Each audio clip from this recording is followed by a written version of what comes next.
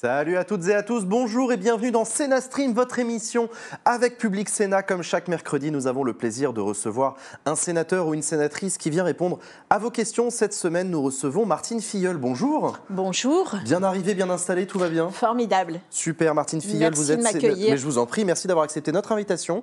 Vous êtes sénatrice socialiste du Nord. On va parler de vous, mais surtout, on va en parler avec vous. Soyez les bienvenus si vous nous regardez actuellement sur Twitch. Soyez les bienvenus aussi si vous nous regardez sur Public Sénat, le canal 13 de la TNT. Martine Filleul, j'ai beaucoup de questions sur vous, votre parcours, qui êtes-vous, d'où venez-vous? Mais avant ça, je voudrais qu'on parle d'un sujet d'actu un peu chaude. C'est parti pour le moment actu. L'actualité de cette semaine, Martine Filleul, qui inquiète beaucoup de monde, y compris au Sénat, c'est le contexte ukrainien. La guerre, le mot commence à être lâché de plus en plus depuis que Vladimir Poutine a reconnu l'indépendance des régions sécessionnistes de l'Est du pays. Est-il possible, selon vous, Martine Filleul, que nous allions vers un conflit armé aux portes de l'Europe ? La guerre se rapproche incontestablement, et autant que vos internautes, moi je m'inquiète également de la situation créée par Vladimir Poutine. C'est lui qui a créé la situation pour vous? Ah, mais complètement, oui. C'est lui qui ne supporte pas que les pays satellites de l'ancienne URSS et de l'autonomie, de l'indépendance, soient de véritables pays. Il considère que à la fois le peuple ukrainien et le peuple russe forment le même peuple et que c'est lui qui doit avoir le contrôle de la situation. C'est absolument, vous l'avez dit, ou en tout cas je le dis, c'est absolument insupportable, parce que c'est la possibilité d'avoir une démocratie qui est refusée à ce pays ukrainien, et effectivement c'est la perspective d'une guerre aux portes de l'Europe. Qu'est-ce que vous répondez à des internautes qui pourraient vous dire Poutine, il a bon dos, mais c'est aussi l'OTAN. C'est l'OTAN, c'est l'Amérique qui en fait avance vers l'Europe de l'Est, et que l'adhésion de l'Ukraine à l'OTAN est quelque chose d'insupportable pour les Russes. Qu'est-ce que vous leur répondez ? Il y a sans doute une responsabilité collective. Sans doute est-ce que la diplomatie n'a pas fait son travail suffisamment en amont pour calmer le jeu et calmer les esprits. Mais honnêtement, je ne pense pas. Je pense que l'Ukraine avait vocation, elle avait demandé, elle souhaitait un rapprochement avec l'OTAN. Et de ce point de vue-là, moi, je pense qu'il faut lui laisser la liberté aussi de choisir ses options. C'est une démocratie, il faut l'aider et l'accompagner également dans ses choix. Tony, donc un internaute, vous demande, Martine Filleul, doit-on sanctionner la Russie ? C'est déjà en cours, hein. Des sanctions sont déjà prises à la fois par l'Allemagne, à la fois également par les États-Unis qui s'apprêtent à prendre des sanctions. J'entends dire également que l'Australie pourrait prendre des sanctions. Mais je ne suis pas sûre du tout que ça fasse beaucoup d'effet sur Vladimir Poutine. Il avait déjà eu de premiers avertissements, il avait déjà eu des sanctions qui s'exercent aujourd'hui. Suite à la guerre en Crimée. Absolument. Et visiblement, ça n'a pas vraiment très bien marché. Non, ça n'a fait ni chaud ni froid sur Vladimir Poutine, qui continue sur sa ligne un peu totalitaire, est-ce qu'on peut le dire comme ça? Il veut restaurer, avons-nous l'impression, une sorte de grande Russie. Il a toujours assumé, c'est sa ligne politique. Le retour, effectivement, de la grande Russie, oui. L'Ukraine, la petite Russie, comme on l'appelait, effectivement, Vladimir Poutine a toujours assumé cette ligne-là. Vous pensez qu'il va trop loin ? Je pense qu'il va trop loin, oui. Je pense qu'il faut respecter, encore une fois, la souveraineté des républiques qui sont voisines de son pays. Enfin, il ne peut pas s'étendre de cette manière-là, étendre son pouvoir de cette manière. Morgamac vous demande, que peut le Sénat dans cet imbroglio diplomatique? On voit le président de la République, Emmanuel Macron, aller rencontrer Vladimir Poutine, rencontrer Joe Biden, Zelensky, etc. Mais le Sénat, dans un contexte comme ça de tension diplomatique? Ce que l'on peut dire, c'est que déjà le président Macron, effectivement, a fait un gros travail de diplomatie. Force est de constater que ce travail de diplomatie, malheureusement, n'a guère porté ses fruits. Alors, ce que peut demander le Sénat, c'est d'avoir un débat. C'est ce qu'il a déjà fait à propos du Mali. C'est d'ailleurs ce débat qui va avoir lieu pas plus tard que ce soir pour que la représentation nationale, comme l'on dit, soit correctement au moins informée des décisions, de la stratégie de la France et puisse être mise à contribution quelque part. Le Parlement peut infléchir la ligne du gouvernement ? C'est ce qu'il souhaite. C'est ce qu'il souhaite. Nous souhaitons être entendus par le président de la République. Comment prend-on des décisions en temps de guerre, en tant que parlementaire ? Une question de Hante Lérès. En temps de guerre et en temps... Oui, comme... Parce que le gouvernement peut avoir beaucoup de pouvoir dans ces moments-là. Le président de la République peut même déclencher l'article 36 de la Constitution, dans le pire des cas, l'état de siège comme on l'appelle. Le Parlement, c'est une démocratie parlementaire, peut continuer à fonctionner en cas de guerre ? Déjà, on peut se demander si nous avons vraiment une démocratie parlementaire aujourd'hui. Il faut bien le dire. On ne peut pas considérer que l'Assemblée nationale... L'Assemblée nationale est un peu aux ordres du président de la République et par conséquent, la démocratie parlementaire a été bien abaissée et bien affaiblie durant ce quinquennat. Personnellement, j'espère que nous trouverons les voies et moyens de rétablir les équilibres et que, oui, justement, la représentation nationale, le peuple français, puisse reprendre l'initiative dans l'avenir, qu'on puisse modifier les institutions de telle sorte à ce qu'on reprenne une part de notre pouvoir. Le fait que les questions internationales et militaires appartiennent au domaine réservé du président Absolument. de la République, c'est quelque chose que vous comprenez, que vous soutenez, ou même ça, vous souhaitez revenir dessus ? Moi, je souhaiterais que les choses soient davantage partagées et que le président de la République, au moins, consulte, discute, concerte avec les députés et avec les sénateurs. Jahold vous demande, que pensez-vous du fait que François Fillon, un ancien Premier ministre, soit au conseil d'administration d'un géant du gaz russe qui s'appelle Gazprom ? Ça a beaucoup fait réagir les internautes. Ça, vous en pensez quoi, vous ? Écoutez, on est parfois surpris par le comportement d'un certain nombre d'hommes et de femmes politiques ou anciens hommes politique, en l'occurrence, on rencontre en France aujourd'hui des candidats à la présidence de la République qui soutiennent Vladimir Poutine aujourd'hui. Donc, j'allais dire... Entre un candidat et un ancien chef du gouvernement, il y a une différence. Comment est-ce qu'un ancien ministre, chef du gouvernement, peut aller dans le privé comme ça, qui plus est pour défendre les intérêts d'un autre État? Oui, on peut citer également d'autres hommes politiques qui sont conseillers de Vladimir Poutine, qui ont été proches du pouvoir aussi en France. Écoutez, nous vivons dans une période, malheureusement, je le regrette sincèrement, où les repères sont un peu troublés. Vous l'avez dit, Martine Filleul, des candidats à l'élection présidentielle soutiennent Vladimir Poutine. Je reprends vos mots. Dans le chat, il y en a qui demandent de qui parlez-vous? Écoutez, moi, il m'a bien semblé que le candidat Jean-Luc Mélenchon, par exemple, était plutôt en phase avec les options de Vladimir Poutine. Je l'ai entendu défendre l'indépendance de la France, le non-alignement. Pour reprendre les mots qu'il a utilisés sur France 2, je crois que Jean-Luc Mélenchon défend l'idée que la France doit être non alignée, ni Russie, ni OTAN. Oui. Mais vous n'en démordez pas, pour vous, il est... Écoutez, il me semble qu'à d'autres reprises, il a manifesté, sa sympathie pour Vladimir Poutine, parce que justement, il n'était pas en phase avec la politique des États-Unis, puisque aujourd'hui, il faut bien le dire, les choses s'organisent un peu de cette manière-là. Quand on est pour l'un, on est contre l'autre, et je pense que Jean-Luc Mélenchon, il a voulu se démarquer des États-Unis, qu'il considère toujours comme le méchant. Il est le seul candidat à la présidentielle, selon vous, à défendre Vladimir Poutine? Il m'a paru en tout cas être le plus clair sur cette option. On pourrait parler d'Éric Zemmour ou de Marine Le Pen, par exemple. Oui, mais j'allais dire que, pour moi, c'est plus classique, peut-être, compte tenu de la position à l'extrême droite. Ça l'est peut-être un petit peu moins de la part de l'extrême gauche. L'anti-atlantisme est historique à l'extrême gauche. On va en parler de la gauche, Martine Filleul. D'ailleurs, on va parler de vous. C'est parti pour le moment portrait.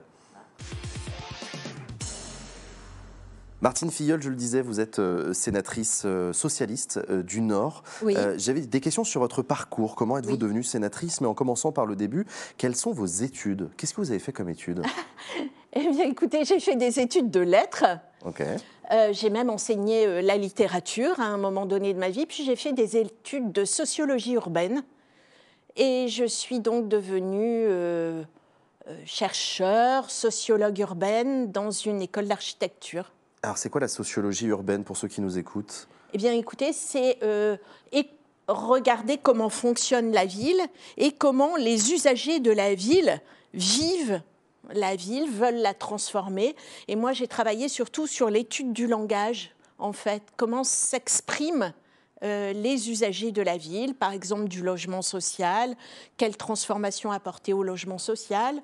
Un autre exemple, comment l'université peut s'inscrire dans la ville et l'université être un élément de vie dans un quartier et en particulier dans les quartiers les plus populaires. Donc, vous avez fait ces études-là. À quel moment la politique est arrivée dans votre vie? Comment ça s'est fait? Oh, la politique a toujours été dans ma vie. En famille, par exemple? Ah oui, oui, oui, puisque moi, mon père était très politisé. Il m'a donné l'habitude d'écouter la radio, de lire la presse, et il m'a surtout donné, j'allais dire, cette conscience, non pas de classe oui, mais aussi cette conscience que si on voulait que le monde soit plus juste, il fallait s'impliquer, il fallait s'engager. Et moi, dans ma vie, j'ai toujours été engagée. Et engagée à gauche, bien sûr. Et alors, du coup, je ne dirai pas tout sur mes engagements politiques à gauche. Non, mais moi, ça m'intéresse que vous me disiez quel était le type d'engagement. Vous avez fait quoi? Vous avez adhéré à un parti, à un syndicat, à des associations? Comment ça s'est fait quand vous êtes entré en politique au début? Moi, j'ai toujours été persuadée que si on voulait agir sur le monde, et en particulier le rendre plus juste, plus égalitaire, il fallait participer à une formation politique. Donc un parti. Un parti, adhérer à un parti, militer. Oui, moi j'ai toujours pensé, et je pense que ça vient effectivement de ma culture aussi familiale et ma culture de classe, le parti politique, c'est le meilleur moyen d'agir sur les choses, de peser. D'accord. D'être organisé pour peser sur les choses. Vous savez que beaucoup des personnes qui nous écoutent ont une opinion assez négative des partis politiques. Oui, je le sais, malheureusement. Voilà, c'est très... Mais alors, qu'est-ce que vous dites, qu'est-ce que vous pouvez dire aux jeunes qui, effectivement, voient ça avec un œil quand même très critique? Les partis, cette manière de faire de la politique, il y en a plein à qui ça ne plaît pas beaucoup. Oui, vous pensez que ça a encore sa place aujourd'hui, les partis? En tout cas, moi, je pense que c'est à tort. C'est vrai que j'entends beaucoup de gens, et en particulier des jeunes, qui refusent de s'inscrire dans un parti politique, considérant qu'ils vont s'aliéner une part de leur liberté, qu'ils vont être obligés de se conformer à certaines idées et ne pas pouvoir en sortir. Moi, je voulais vous dire que j'ai vécu une grande partie de ma vie politique au sein du Parti socialiste et que ça n'a jamais été le cas. Au contraire, au Parti socialiste, moi, je l'ai aimé parce que justement, on avait le sens du débat. Alors justement, on va en parler parce que... Et une grande liberté. Justement, il y a des débats actuellement à gauche sur ce que c'est que la gauche et qui appartient à la gauche ou pas. Par exemple, le Parti socialiste, il y a des gens qui contestent son appartenance à la gauche suite au quinquennat de François Hollande. Et vous, Martine Filleul, c'est quoi votre gauche à vous? Qu'est-ce que vous mettez, vous, derrière le mot gauche? Derrière le mot gauche, des valeurs fondamentales d'égalité, essentiellement d'égalité. Mon combat, c'est un combat pour l'égalité. Moi, mon engagement trouve sa source, encore une fois, je vous le dis, dans mes origines de classe, mes origines sociales. Moi, j'ai eu la chance de pouvoir faire des études alors qu'autour de moi, je voyais plein de mes amis, des élèves qui se trouvaient autour de moi qui n'ont pas eu les mêmes chances que moi. Et donc, j'ai eu envie de me battre pour ceux qui avaient les mêmes origines que moi et qui n'avaient pas eu la même chance. Donc, mon combat, c'est un combat pour l'égalité sociale, on va dire, mais également pour l'égalité entre les hommes et les femmes, l'égalité aussi entre les races. J'ai beaucoup voyagé dans ma vie et j'ai pu constater combien ça pouvait être difficile de vivre dans d'autres continents, dans d'autres pays. J'imagine ce que ça doit être aujourd'hui, à l'heure où un certain nombre de pays n'ont pas accès aux vaccins, par exemple, où où des femmes se battent pour leur liberté, par exemple. Au sein du Parti socialiste, quelle est votre ligne? On sait que le Parti socialiste est un parti au sein duquel il y a historiquement des courants, des tendances. Aujourd'hui, et vous, Martine Filleul, vous appartenez à quelle école? Écoutez, aujourd'hui, je crois que le Parti socialiste, compte tenu des difficultés, il ne faut pas se voiler à la face qu'il a connues, n'a plus cette pluralité, on va dire, d'expression qu'il a pu avoir à un moment donné. Et aujourd'hui, ce qui rassemble une grande majorité de militants, c'est ce qu'on peut appeler la social-démocratie. Et c'est-à-dire un combat pour les libertés et un combat pour l'égalité. La social-démocratie, c'est François Hollande, lorsqu'il était président de la République, s'en est lui-même revendiqué de la social-démocratie. C'est quoi la différence entre la social-démocratie et, je ne sais pas, la France insoumise ou d'autres types de gauche? Où est-ce que vous mettez la limite? Ça veut dire quoi être social-démocrate? Ou même d'ailleurs de l'autre côté avec Emmanuel Macron. Tiens, c'est quoi la différence entre la social-démocratie et le macronisme? Tout d'abord, le macronisme, excusez-moi, mais autant Emmanuel Macron a brouillé les repères au moment de sa campagne électorale, autant il a fait un quinquennat qui a été un quinquennat de droite à tout point de vue. Pour autant, des social-démocrates l'ont rejoint. Manuel Valls, Marisol Touraine récemment, vous voyez. Oui, mais qui ont sans doute pour objectif d'influencer la ligne d'Emmanuel Macron. Moi, je ne pense pas qu'Emmanuel Macron soit un homme de gauche. Il est un homme de droite et il l'a prouvé au cours de son quinquennat avec des réformes qui étaient des réformes très surprenantes sur la suppression de l'ISF, alors qu'aujourd'hui, on a tellement besoin de financer, par exemple, le changement écologique que vraiment, c'est absolument incroyable qu'on fasse ce cadeau aux plus riches. Van Houten vous demande, existe-t-il encore une place pour la social-démocratie entre Macron et Mélenchon? Quand on regarde les intentions de vote à la présidentielle, ça ne paraît pas si évident que ça. Oui, mais moi je pense que plus que jamais, on a besoin de cette gauche, on va dire, républicaine. Quand on voit les dérives de la droite, les dérives de l'extrême droite et parfois même de l'extrême gauche, on se dit qu'on a besoin d'une gauche républicaine, d'une gauche responsable, d'une gauche modérée qui a aussi envie de discuter avec les syndicats, avec les corps intermédiaires, qui a envie de régénérer la démocratie en faisant participer davantage les citoyens que ne le fait Emmanuel Macron. H. Kusanagi vous demande, est-ce que le fait de ne jamais avoir tiré le bilan du quinquennat Hollande, de ne jamais être revenu sérieusement sur cette période, n'a pas nui profondément au PS? Écoutez, comment vous dire, Olivier Faure a fait ce travail de tirer un bilan du quinquennat de François Hollande. Et quel bilan il en a tiré alors? Forcément, j'allais dire, ça n'a pas fait l'objet forcément d'un grand débat public. Mais est-ce que c'était vraiment le but? C'était le parti politique concerné qui avait besoin de faire ce retour sur lui-même et ce bilan. Pas forcément... je crois qu'on a besoin, pour parler aux citoyens maintenant au sein du Parti socialiste, c'est de parler d'avenir et de parler de propositions. Le quinquennat de François Hollande n'a pas été tout blanc, il n'a pas été tout noir, il a été surtout rendu difficile par l'opposition interne. On avait les frondeurs, comme on les appelait. Oui, c'est ça, cet avantage et cet inconvénient d'avoir une large majorité où, malheureusement, eh bien, il y a eu une partie des députés qui n'ont pas joué le jeu avec François Hollande. Et ça, il y a toujours cette tension au sein du Parti socialiste encore aujourd'hui, ou alors ceux qui ont rejoint Macron sont partis, ceux qui ont rejoint... Exactement. Donc aujourd'hui, tout va mieux au Parti socialiste? On ne peut pas dire ça, parce que si tout allait très bien, idéalement bien, nous serions sans doute, dans les sondages un peu plus hauts que nous le sommes. À ce sujet-là, vous soutenez Anne Hidalgo, la candidate du Parti socialiste? Oui, absolument, parce que comme je vous le disais, je pense que c'est une candidate républicaine qui est claire, qui est précise, qui est à la fois expérimentée. Et moi, je me bats pour elle et je fais campagne pour elle. Et je suis plutôt fière et contente d'avoir cette candidate, déjà d'avoir une femme aussi une femme candidate, c'est très bien pour moi. C'est pas le seul parti à en présenter une. Hein. Non, non, non, qui me suis battue pour l'égalité entre les hommes et les femmes, continue à me battre. Je trouve que c'est bien d'avoir une femme candidate. Corto de Malta vous demande, le patron de la FDPS du Nord a lâché Hidalgo. Comment vous positionnez-vous? C'est-à-dire, oui, je regrette que mon successeur à la tête de la Fédération du Nord nous ait quittés. Il n'était pas sur la même ligne stratégique. Il était persuadé que nous devions absolument nous rassembler pour que la gauche réunie pèse plus aux élections présidentielles. Moi, je vous l'ai dit, je fais campagne pour Anne Hidalgo et je soutiens sa candidature.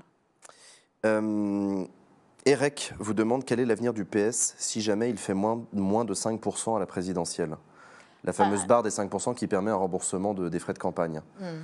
Bon, incontestablement, nous serons dans une situation financière un petit peu compliquée.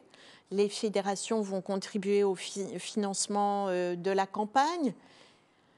Moi, je pense que ce qui sera notre objectif après les élections présidentielles et législatives, eh bien, ce sera de reconstruire, de rebâtir un parti sans doute différent, sans doute organisé différemment, puisque je pense que la société a changé.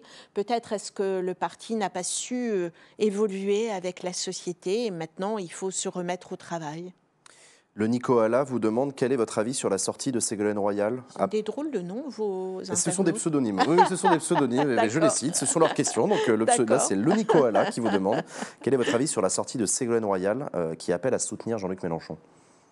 Écoutez, Ségolène Royal nous réserve toujours des surprises. Ça vous a surpris cette sortie de Ségolène Royal? Oui, c'est toujours... Moi aussi, ça m'a surpris, mais je veux vous l'entendre dire. Oui, elle est un peu surprenante. Ceci étant, moi j'ai beaucoup de respect pour cette femme politique qui a été notre candidate et a fait un très très bon score aux élections présidentielles. De 2007. Mais bon, là, en l'occurrence, depuis, j'ai l'impression que... Elle a des jugements un peu erratiques sur la vie politique, puisqu'à un moment donné, elle a soutenu Emmanuel Macron. Là, elle considère que Jean-Luc Mélenchon, c'est le vote utile à gauche. Bon, voilà. Est-ce qu'elle a tort? Après tout, vous avez utilisé le mot vote utile. Si on regarde les sondages, l'argumentaire de Ségolène Royal, en l'occurrence sur un plateau de télé, c'était de dire, si on regarde les sondages, clairement, là, c'est Jean-Luc Mélenchon qui... Ouais. Sauf qu'aujourd'hui, les sondages, écoutez, excusez-moi, moi j'ai beaucoup de doutes sur les sondages. Ce n'est pas à vous que je vais l'apprendre. Vous avez lu sans doute comme moi les articles qui sont sortis sur les méthodes qui sont utilisées par les sondeurs pour réaliser ces sondages. Ils veulent que les sondages coûtent le moins cher possible. Ils choisissent des personnes qu'ils interrogent uniquement par Internet, qui font plusieurs instituts de sondage et plusieurs sondages, qui répètent les mêmes positions sur plusieurs sondages. Ces sondages, ils ne sont pas crédibles aujourd'hui tels qu'ils fonctionnent. Alors, si donc, un sondage ne fait pas l'élection. Il faut se battre jusqu'à la dernière minute pour pouvoir faire mentir les sondages. Si on ne regarde pas les sondages, mais les scores à la dernière élection présidentielle, Jean-Luc Mélenchon a fait plus de 19% des voix. Clairement. C'est lui le moteur de la gauche, maintenant. C'était le moteur de la gauche à ce moment-là de l'élection. C'est lui qui est arrivé en tête de la gauche. Et vous pensez que le PS a, lui, retrouvé des marges de manœuvre grâce aux élections locales, par exemple? Le Parti socialiste a un socle important d'élus locaux, oui, d'élus locaux sur lesquels il peut s'appuyer. Et objectivement, je pense que les sondages ne reflètent pas la réalité de la force locale du Parti socialiste. Je vous ai demandé donc ce que vous pensiez de Ségolène Royal qui penche du côté de Jean-Luc Mélenchon. Le Nestor vous pose la même question, mais des ralliements de socialistes à La République En Marche. Je faisais référence à Marisol Touraine, ancienne ministre de François Hollande, et à... Elisabeth Guigou. Elisabeth Guigou, je cherchais, merci, ancienne garde des Sceaux. Qu'est-ce que vous en pensez? Vous les comprenez? Vous pensez qu'elles ont tort? Je dis c'est du réchauffé. C'est du réchauffé. Il y a déjà un moment que ces deux personnes ont fait savoir qu'elles étaient proches d'Emmanuel Macron. Hein. C'est vrai, dès 2017. Et puis, pardonnez-moi, mais je trouve que c'est un peu médiocre, cette campagne qui se résume à une sorte de mercato où on met en avant les transferts des uns et des autres. Bon, je pense que ce n'est pas à la hauteur des enjeux. Pardonnez-moi, mais je pense que le président de la République, il utilise de bien tristes ressorts. Et je pense qu'il ferait mieux de se lancer dans la campagne. Il y en a marre de cette vraie fausse campagne du président de la République. C'est quand même assez scandaleux. Il dit qu'il ne veut pas participer au débat. Il utilise cyniquement, je dirais, son rôle de président de la République pour faire le tour des régions, pour distribuer des millions. Il utilise la présidence de l'Union européenne pour aller être présent partout, occuper toutes les tribunes, occuper tous les espaces. Ce n'est pas sérieux, honnêtement. Ce n'est pas prendre en considération les Français et les autres candidats. Ça donne quoi? L'image d'une campagne complètement déconnectée de ce que souhaitent voir exprimer les Français. Leur sujet, c'est le pouvoir d'achat. Et on n'en parle pas, c'est complètement à côté de la plaque, cette campagne, ça va pas. Ça va pas, c'est pas correct. Moi, écoutez, franchement, je trouve ça médiocre. Je vous le dis, en simplicité, je trouve cette campagne électorale médiocre. Et la faute pour beaucoup, pour moi, est beaucoup la faute du président de la République qui ne veut pas s'engager, lui étant toujours dans cette verticalité. Il est au-dessus de la nuée et il ne veut pas aller dans l'arène, mais qu'il combatte avec les autres, qu'il discute. Qu'est-ce que vous répondez à quelqu'un de La République En Marche qui vous rétorquerait qu'en ce moment, il a à gérer un Vladimir Poutine, un Joe Biden? Oui, il a toujours quelque chose à gérer qui fait qu'il ne peut jamais être candidat. Bon, écoutez, ça suffit, quoi. À un moment donné, stop. Sepima vous demande, est-ce que vous comprenez si des gens s'abstiennent en cas de second tour entre Macron et l'extrême droite? Un nouveau 2017, le scénario dont ne veulent pas les Français, un nouveau 2017, Macron contre eux, alors soit Zemmour, soit Le Pen. Ah ben c'est la question du front républicain. Du côté, on s'est déjà fait avoir une fois, on ne le refera pas. Vous comprenez ça? J'entends, clairement, je vous le dis, j'entends beaucoup ça autour de moi. Beaucoup de personnes qui me disent qu'on en a marre de voter par défaut. Et on veut avoir un véritable choix. Bon, ceci étant, moi j'entends tout ça. Et c'est vrai que moi-même, par certains aspects, je trouve assez insupportable qu'on n'ait pas une véritable campagne électorale, par exemple, et que les jeux semblent faits d'avance par les sondages, qui, quelque part, nous conditionnent, nous préparent à des scénarios avant même que la campagne ne se soit déroulée. Mais en même temps, il est clair que si je dois choisir entre le président de la République et un candidat d'extrême droite, bien évidemment, je voterai pour un choix plus républicain. Emmanuel Macron au second tour face à l'extrême droite. Oui, mais je souhaite que nous ayons un autre choix, bien évidemment. Alors, en parlant de présidentielle, nous sommes en plein dans la période de collecte des parrainages, les fameux 500 parrainages. Je vous vois réagir, vous savez, il fallait qu'on en parle. Oui, c'est le sujet. Mais parlons-en. Vorap vous demande, et vous, Madame Filleul, avez-vous donné votre parrainage? Bien sûr, mais logiquement, j'ai donné mon parrainage à Anne Hidalgo, bien sûr. Ça ne me surprend pas. Vous avez hésité ou pas? Pardon? Vous avez hésité ou pas? Pas du tout. Non, bien sûr que non. Par contre, si vous voulez que je vous en parle, parlons-en. Oui, je rencontre beaucoup de maires.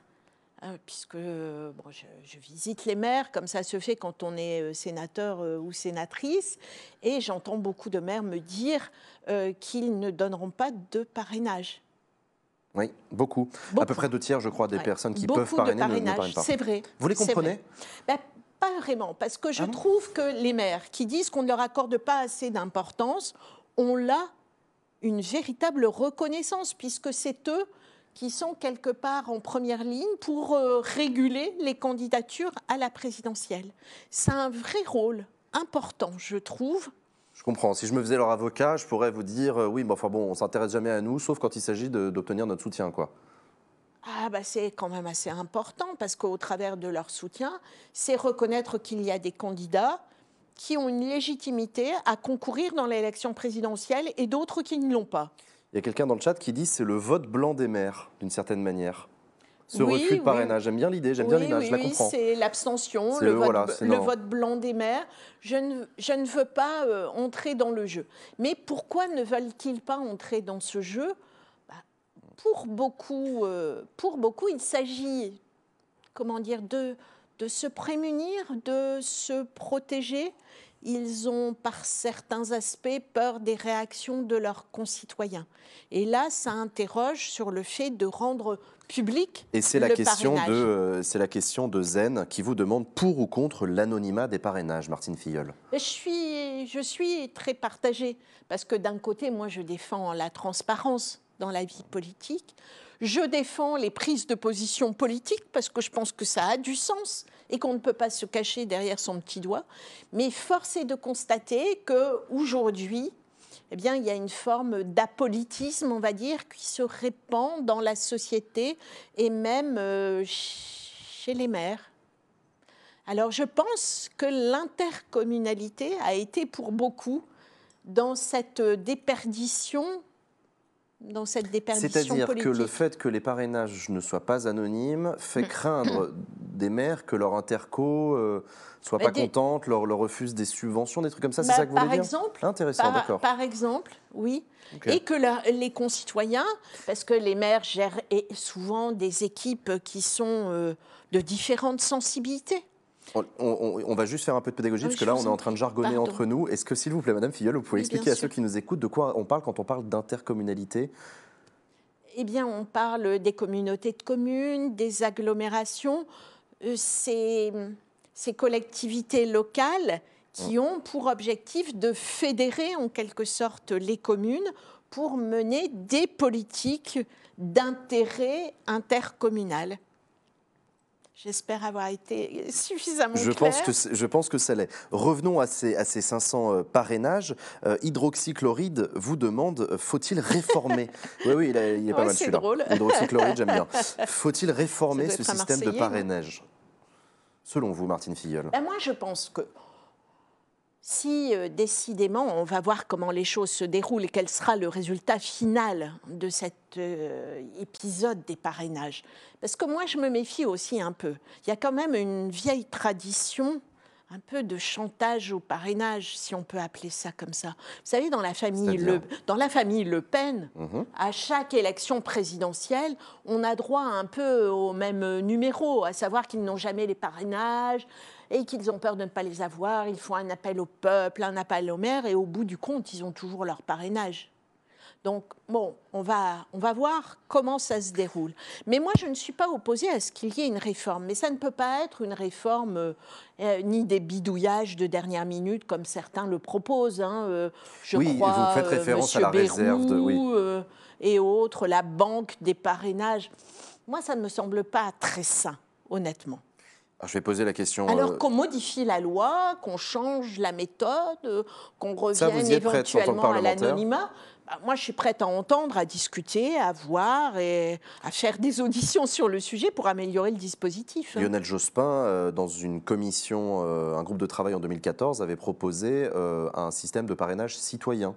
C'est plus 500 signatures de maires, mais 150 000 signatures de citoyens inscrits sur les listes électorales. Ça pourrait être une forme de solution pour vous ? Oui, moi, comme ça, très spontanément, sans avoir vraiment travaillé sur le sujet, moi, je dirais que c'est bien moitié-moitié, quelque part. On pourrait faire un truc partagé Oui, par exemple, encore avec les maires, parce que, comme je vous disais, moi, je trouve que les maires, ils sont formidables, honnêtement, et ils ont un rôle difficile. Encore une fois, je trouve qu'il faut qu'ils soient reconnus et que c'est une manière de reconnaître leur importance que de leur accorder ce droit à parrainage. Et puis, on aurait des citoyens, pourquoi pas, oui, un moite-moite. Vous avez parlé de chantage un petit peu, notamment de la famille Le Pen historiquement, mais oui, beaucoup d'internautes... Vous vous souvenez très bien, comme moi, je suppose. Non, je m'en souviens très bien, je suis d'accord avec vous. N'empêche que j'entends aussi, et je comprends des internautes qui me disent, attends, il y a Anne Hidalgo qui est à 2% dans les sondages et qui a plus de 1000 parrainages, et il y a Éric Zemmour, on en pense qu'on en veut, qui est à entre 10 et 15% dans les sondages et qui n'arrive pas à avoir ses parrainages. Si ces sondages reflètent la réalité, ça pose un problème. Ces sondages correspondent-ils à la réalité ? Non mais je comprends, mais il y a quand même une distorsion démocratique dans la surreprésentation. Enfin, en fait, c'est une question que je vous pose. Dans la surreprésentation d'Éric Zemmour à la télévision, oui. Ah oui, clairement. il y a un vrai problème démocratique. Oui, je vous le concède. Est-ce qu'il n'y a pas aussi un paysage politique où les grands partis historiques que sont grosso modo le PS et les Républicains sont très implantés territorialement, c'est vrai, ont beaucoup d'élus locaux, ont gagné des élections, hein, c'est pas pour rien qu'ils les ont, encore une fois, ils les ont pas volés, mais aussi des candidats à l'élection présidentielle qui, eux, sont donnés haut dans les sondages nationalement, ou qui font, pas forcément des sondages, j'ai bien compris, mais qui font des bons scores aux élections nationales et qui sont mal représentés au niveau local. Il n'y a pas une disproportion, il y a une distorsion démocratique un peu particulière? Oui, c'est un phénomène, je trouve, qui semble s'accentuer pour cette élection présidentielle-là. Moi, je pense que c'est le résultat aussi de l'entreprise de démolition d'Emmanuel Macron, des différents partis historiques que sont le Parti socialiste et le Parti des Républicains aujourd'hui. Et par conséquent, ça a ouvert la voie aux autres formations aux autres mouvements. Oui. On va parler du... Et sincèrement, je le regrette parce que je pense que, au final, je pense qu'Emmanuel Macron va réussir ou risque de réussir à transformer complètement notre vie politique. Et pas dans le bon sens, selon vous? Et pas dans le bon sens parce qu'il va faire un système à l'américaine où on aura des républicains et des démocrates. D'accord, un bipartisme qui... D'accord, je vois ce que vous voulez dire. Avec des populistes d'un autre côté et des républicains de l'autre. En même temps, je pense qu'en termes de culture politique, ça ne correspond pas à notre pays. En même temps, Emmanuel Macron ne l'a pas volé non plus son élection. Sa logique du dépassement du clivage droite-gauche a résonné chez beaucoup de Français. Donc il y a aussi une critique du bipartisme à la française, entre le PS d'un côté et les Républicains de l'autre, qui font des alternances tous les... Oui, il a usé de ce bon sens populaire qui consiste à dire qu'il y a du bon à droite et du bon à gauche, sauf que finalement, les repères sont troublés. Et interrogez aussi vos internautes, je pense qu'ils vont vous dire... sauf pour ceux qui sont directement concernés par la vie politique, mais c'est que plus personne n'y comprend rien. Aujourd'hui, moi, beaucoup de Français, enfin beaucoup de gens que je rencontre, me disent mais au final, qu'est-ce qu'il en est de ce théâtre, de cette mise en scène? On n'a plus nos repères, Et la gauche et la droite, pour vous, il faudrait, vous aimeriez bien un retour, si je puis dire, vers un clivage plus clair entre une gauche d'un côté et une droite de l'autre? Oui, moi je suis peut-être un peu simpliste, mais je pense qu'effectivement, on aurait beaucoup à gagner à retrouver ces clivages qui ont structuré historiquement la vie politique française. Vous savez, on a eu le précédent Giscard d'Estaing, je pense que... Alors, beaucoup d'internautes n'ont pas connu. Est-ce que vous pouvez de quoi vous parlez quand vous parlez de ça? Je parle de Giscard d'Estaing, qui, avant François Mitterrand, donc, a occupé le poste de président de la République, qui était un président qu'on peut identifier comme étant un président centriste. Centriste, oui, l'UDF, ouais. Et qui avait quelque part cette même... C'était un pré-Macron. Oui, c'était centre-droit, centre-gauche, une fois plus à droite, une fois plus à gauche. Il se rendait chez les Français, il mangeait avec... il allait voir les éboueurs sur le terrain, vous vous souvenez de ces épisodes? En France, ça n'a pas duré et je pense que ça ne correspond pas à la culture, encore une fois, politique française. Je peux me tromper, peut-être que la suite me donnera tort. On verra, mais peut-être aujourd'hui, j'ai encore cette conviction. Peut-être qu'un mai 81 pourra arriver et remettre, on verra. Ce ne sera plus un mai 81, clairement, la société a beaucoup changé et on ne refera pas le passé, on ne rejouera pas le passé. Mais je pense que ce qui est en train de se passer aujourd'hui et se passe aujourd'hui n'est pas le reflet de ce que souhaitent les Français. Parce qu'au bout du bout, c'est ça qui est important. C'est est-ce que la vie politique française telle qu'elle fonctionne aujourd'hui, est-ce que le président de la République répond aux aspirations des Français et en particulier des Français les plus modestes? Non. Regardez ce qu'il a fait du mouvement des Gilets jaunes, le grand débat national qui n'a abouti à rien. Regardez également la Convention citoyenne. L'idée qu'il allait prendre à tâche avec les Français, qu'il tiendrait compte de toutes les propositions des Français, il n'y a rien eu. Il devait, ah oui, l'expression c'est ça, il devait retenir sans filtre les propositions de la Convention citoyenne. Et finalement, on a abouti à une loi qui était une loi croupion, quoi. Sur, La loi climat, en l'occurrence, que vous appelez la loi Croupion, mais oui, j'entends. oui, absolument, qui ne répond même pas aux objectifs de la COP 21. Et la ministre l'a dit elle-même, pardon. On va parler du Sénat, Martine Filleul, aucun problème, on va parler du Sénat, Martine Filleul, c'est parti pour le moment Sénat. Je le rappelle, Martine Filleul, vous êtes sénatrice socialiste du Nord. Une question de Micmap qui vous demande pourquoi êtes-vous devenue sénatrice? À quel moment dans votre vie politique ça s'est noué? Pourquoi le Sénat? Comment ça s'est fait?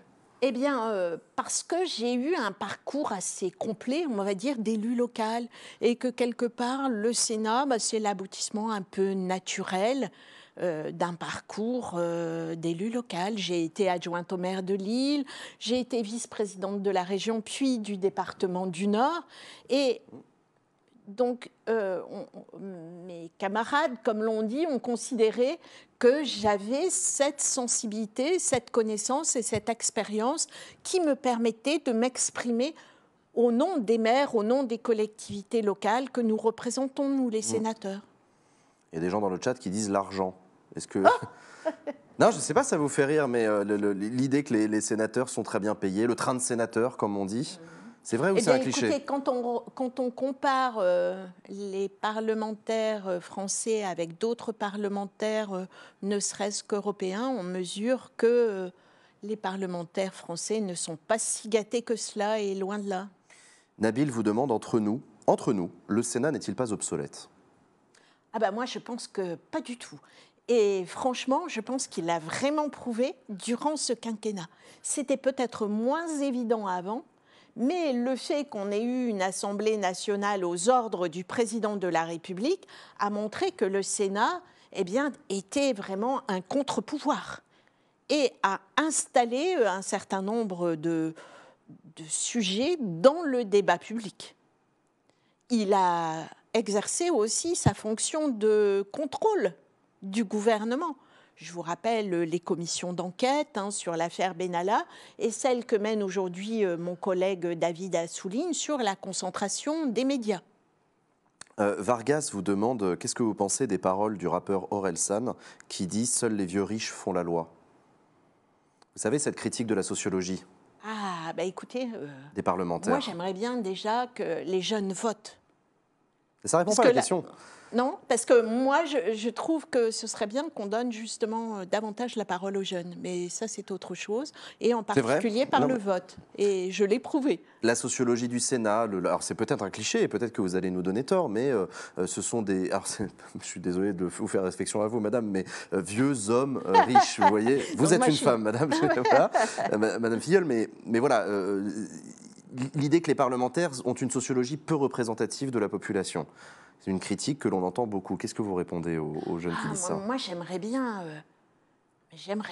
que les jeunes s'impliquent, s'engagent et fassent ce parcours d'élu local qui permet d'accéder à la fonction de sénateur. Regardez, moi, dans mon groupe politique, il y a un sénateur, le plus jeune, je crois, de la République, qui est Rémi Cardon. Qui a 26 ans. Voilà. Et donc, chacun, c'est un peu ce que nous disions en début d'interview.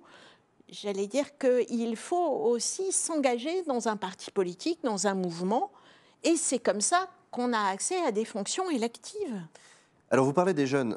Martine Filleul, il se trouve que vous avez déposé une proposition de loi pour un pacte de citoyenneté avec la jeunesse. Je cite. Absolument. Voilà, Nestor vous demande tout simplement qu'est-ce que c'est que cette proposition. Vous avez proposé un pacte avec la jeunesse, c'est quoi?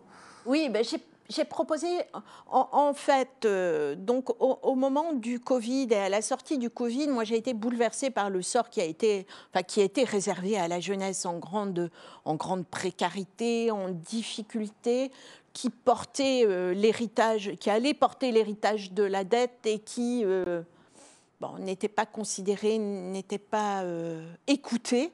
Et donc, je pense qu'un bon moyen d'être écouté par la jeunesse, c'est d'avoir le droit de vote et de s'exprimer. Et je pense qu'en s'exprimant comme électeur, eh bien, amène à prendre en considération les projets pour les jeunes. C'est-à-dire que je pense que les hommes politiques, pour parler clair, aujourd'hui, ils ne prennent pas dans leur programme politique suffisamment en considération les jeunes.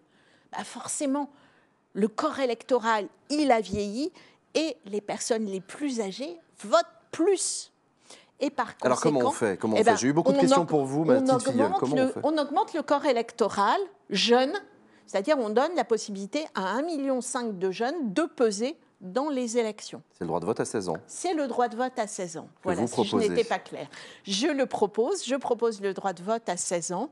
Et moi, je trouve que on fait des propositions aux jeunes matérielles pour augmenter, pour combler les problèmes de précarité. C'est important, c'est légitime, mais il faut aussi que les jeunes puissent s'exprimer, puissent peser dans le débat public. C'est pour ça que je propose le vote à 16 ans.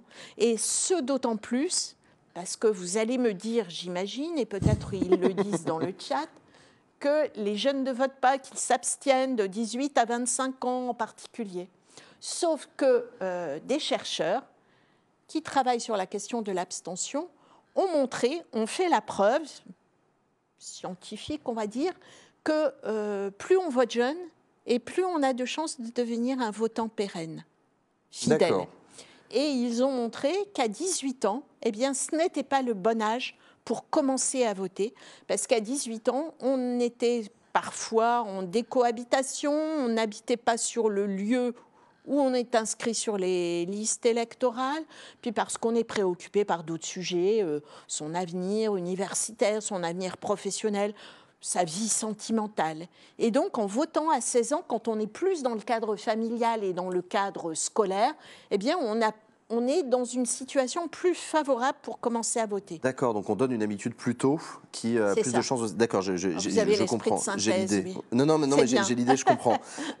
On pourrait aussi vous rétorquer que si les jeunes s'abstiennent de voter, c'est aussi parce qu'ils privilégient d'autres formes d'engagement. Que le vote, c'est comme les partis politiques, on en parlait tout à l'heure. C'est un peu la démocratie à la papa, la démocratie représentative. Les jeunes plébiscitent des modes d'engagement un peu différents, par exemple numériques ou dans des mouvements comme le mouvement climat, ou les associations, les ONG. Féministes, voilà. Les marches pour le climat. Exactement. Les jeunes sont extrêmement engagés.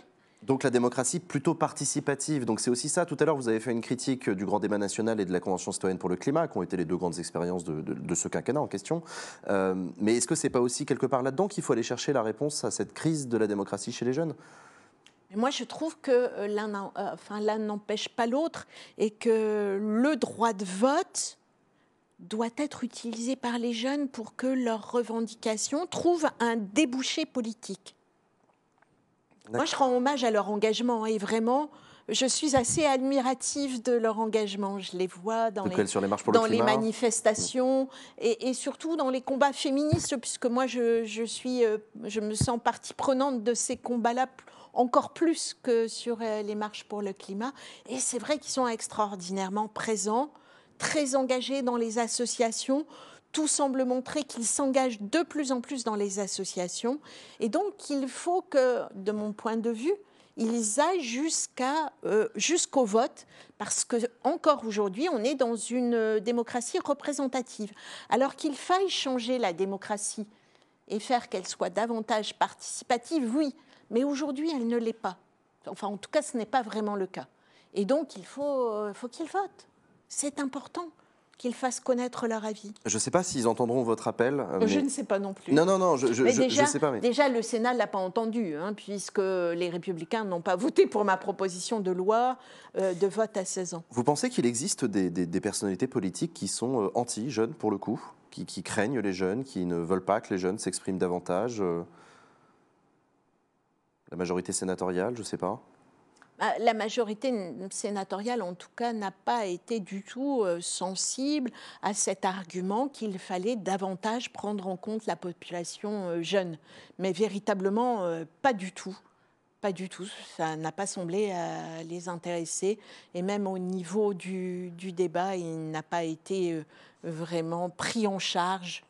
Lorsque l'on parle de la crise de la démocratie avec beaucoup d'internautes, notamment parmi les plus jeunes, arrive très rapidement, et vous devez y être habitué aussi, la question du vote blanc, la prise en compte du vote blanc. Vous êtes favorable, Martine Filleul, à la prise en compte du vote blanc?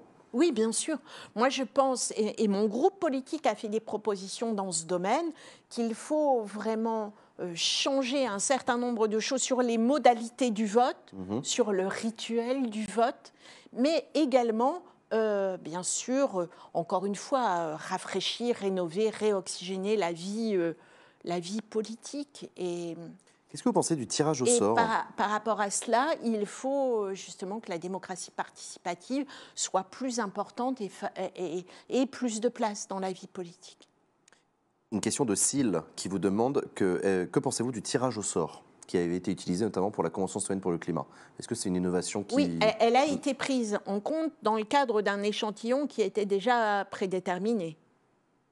Sauf erreur de ma part, Non, pour c'était la en Convention l'occurrence, citoyenne. la Convention citoyenne avait des critères de représentativité sociologique des Français. Hommes, femmes, âge, si pour le coup, catégorie socio-professionnelle, niveau d'études, situation géographique, etc. Je me souviens bien des 6 critères. Oui, moi je suis un peu... Je vous sens dubitative. Le tirage au sort, ça n'a pas l'air d'être... Non, non, non, je pense que ça avait un intérêt...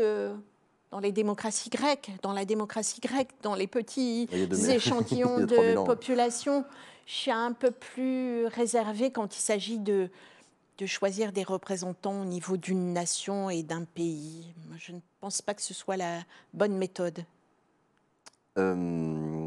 J'avais une autre question sur le même sujet, mais elle m'a échappé et du coup elle est passée dans le chat. Ça arrive. Oui, non, c'est des choses qui arrivent. Sur le tirage, non, parce que voilà, le tirage au sort peut lui aussi être plébiscité par beaucoup de jeunes. Une question. Moi, sur les élections et les modalités, il y a vraiment une simplification à avoir pour l'inscription sur les listes électorales. Ouais. Une le vote, c'est ça la question. Le vote par Internet. Facilitation pour les procurations. Alors, le vote par Internet, moi, très spontanément, je n'y vois pas vraiment d'inconvénient, sauf que les spécialistes, les experts et même beaucoup d'hommes politiques et de femmes politiques sont réservés sur le sujet à cause de la sécurité du vote. Encore aujourd'hui, il semble que vraiment ce soit rejeté par une grande majorité de la représentation nationale, par exemple. D'accord. Parce que ça n'offre pas toutes les garanties de sécurité. C'est la fin de la session parlementaire. Là, dans quelques jours, on l'a vu cet après-midi, c'était la dernière séance des questions d'actualité au gouvernement. Une question de Apocrame qui vous demande qu'allez-vous faire pendant ces vacances? Oui, c'est une bonne question qui permet de déconstruire cette idée. Justement, expliquez-nous. Vous n'êtes pas en vacances. Nous ne sommes pas en vacances. Il n'y a plus de gouvernement. Il n'y a pas de texte, plus exactement, pardon. Le gouvernement aujourd'hui ne soumet plus de texte à l'Assemblée nationale et au Sénat. Et donc, nous n'avons plus vocation à siéger dans l'hémicycle pour examiner des textes et pour interroger le gouvernement. Mais par contre, nous continuons à travailler au niveau des commissions et au niveau des missions. Et pour ma part, je suis donc engagée sur 2 missions qui vont continuer leur travail et je vais présenter des rapports dans ma commission qui concernent, si ça vous intéresse, pour l'un sur l'aménagement du territoire, la question de la logistique urbaine durable et pour l'autre, justement, la citoyenneté. Le rapport doit être rendu au mois de juin et d'ici au mois de juin, nous aurons des auditions. Vous savez que le Sénat, comme l'Assemblée nationale, mais peut-être encore plus que l'Assemblée nationale, travaille vraiment sur le fond et sur chacun des rapports qui sont remis par des missions, mène vraiment une grande quantité d'auditions. Et donc, pour ce qui concerne la mission sur la citoyenneté, nous allons continuer le travail jusqu'au mois de juin. Il y a un autre travail que vous menez au Sénat, Martine Filleul. Vous êtes vice-présidente de la délégation aux droits des femmes. Absolument. Vous le disiez tout à l'heure, c'est un engagement important pour vous. J'ai eu pas mal de questions d'internautes qui voulaient parler avec vous de ce sujet, la question des femmes en politique. Renard vous demande, est-ce qu'il est plus difficile d'être sénatrice que sénateur? Moi, je pense que les femmes pas spécialement sur un poste de sénateur ou de sénatrice, mais dans l'ensemble de la vie politique, les femmes sont toujours plus l'objet de moqueries, sont surcontrôlées, sont toujours plus ou moins implicitement soupçonnées d'être incompétentes ou d'être moins légitimes que les hommes. Ça existe toujours. À droite Ça comme à existe gauche, toujours. c'est bien Je réparti. crois que oui, c'est Ouais. assez unanimement partagé, malheureusement, oui. On l'a vu cet après-midi pendant la question au gouvernement avec Marlène Schiappa, par exemple, qui effectivement fait l'objet de moqueries Oui, toujours. souvent. Toujours. C'est regrettable et il faut que les femmes soient plus nombreuses pour justement lutter contre ces jugements. Il y a Valk qui vous demande Ce ce que vous... patriarcat. J'aime bien comme vous le dites, ce patriarcat, avec, avec le ton dans la voix. Cette notion de chef, Ouais. c'est toujours, le chef, c'est toujours un homme. Que pensez-vous de l'initiative transpartisane du MeToo politique? Est-ce qu'on a assez dénoncé dans le monde politique les agissements des hommes sur les agressions sexuelles, les harcèlements sexuels, les mises au placard des femmes, etc. Écoutez, c'est vraiment très difficile à dire parce que comme c'est un tabou, comme c'est tenu toujours dans la discrétion, c'est difficile de savoir dans le monde politique s'il y a eu vraiment des dérives graves. Mais je pense que de toute façon, la libération de la parole, que ce soit dans le monde politique, comme dans les autres domaines, dans le domaine du cinéma, on l'a vu, c'est quelque chose de très important. J'allais presque dire de très salvateur, je ne suis pas sûre que le mot corresponde, mais c'est très utile et très important qu'on sorte du silence, en particulier pour ceux qui ont été victimes, et pour faire en sorte qu'il y ait moins de victimes par la suite.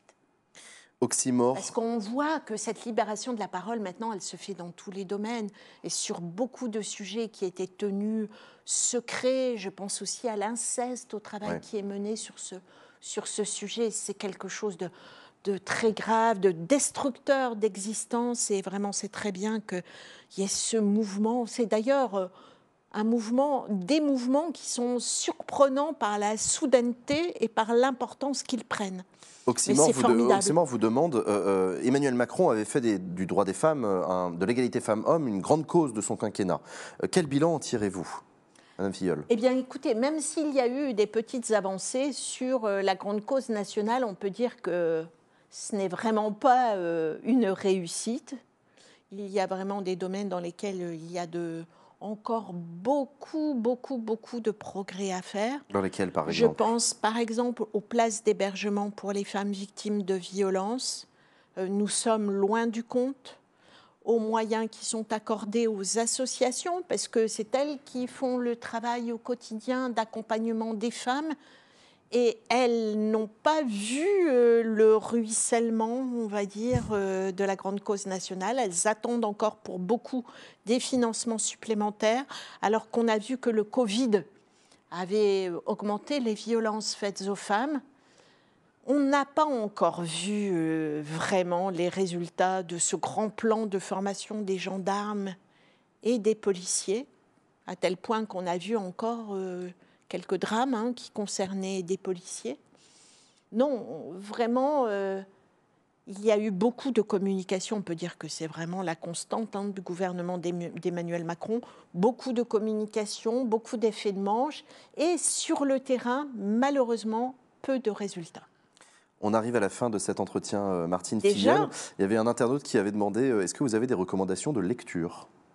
Des recommandations de lecture. Je vous prends un peu au dépourvu, je suis désolé. Non, mais pas du tout. Je pense que, par exemple, je ne l'ai pas encore lu, mais je suis très curieuse de lire et je me prépare à lire l'ouvrage de Chloé Morin qui vient de sortir sur « On a les politiques qu'on mérite ». Chloé Morin est une ancienne collaboratrice du Premier ministre, à l'époque Manuel Valls, si je ne dis pas de bêtises, ou alors c'était son successeur, j'ai oublié. J'ai un doute. Bernard Cazeneuve. Bernard Cazeneuve, je crois, je ne sais plus. Bref, Chloé Morin est une politologue qui a écrit un livre qui s'appelle « On a les politiques qu'on mérite », qui rejoint d'ailleurs qui dit beaucoup de ce que vous dites, effectivement, sur le personnel politique, l'abstention, les élections, etc. Donc c'est ce livre-là, On a les politiques qui méritent, que vous pouvez recommander du coup. Oui, je l'ai vu sur les plateaux de télévision présenter son ouvrage, et vraiment je trouve que ça d'après ce que j'ai pu comprendre de son livre, que je n'ai pas lu, je le dis en toute honnêteté, c'est que ça déconstruit un peu les idées reçues sur la vie politique, sur ce qu'on raconte beaucoup aujourd'hui de la vie politique. Merci Martine Filleul d'avoir accepté notre invitation dans Cénastream. Merci à vous d'avoir regardé cette émission. Je vous dis à la semaine prochaine. Bonne fin de semaine. Ciao.